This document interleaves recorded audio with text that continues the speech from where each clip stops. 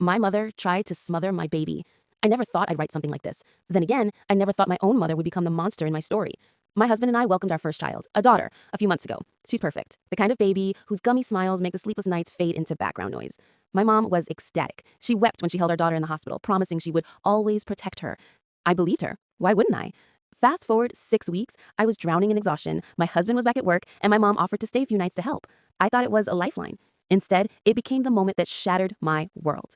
The first sign came late one night. I heard our daughter fussing and initially relaxed, assuming my mom would get her. She had insisted I get some sleep. But the cries were wrong. They weren't just cries of hunger or discomfort. They were strained, muffled. A primal instinct, cold and sharp, forced me out of bed. When I tiptoed into the nursery, the scene stopped my heart.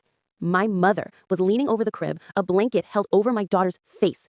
I froze, my mind refusing to process what my eyes were seeing. Then adrenaline took over and I lunged forward. The moment she saw me, she snatched the blanket away and burst into performative sobs. She didn't mean it. She was just trying to calm her down. She didn't realize the blanket slipped. But her excuses were hollow. The blanket had been cupped in her hands, held intentionally. It hadn't slipped. "Get out," I whispered, the words ragged and foreign in my own throat. My voice was shaking so violently I could barely form the sentence. She kept insisting it was an accident, swearing she would never hurt her granddaughter, but I couldn't even look at her face. My husband drove her home that night. I couldn't bear the thought of her breathing the same air as our child for a second longer.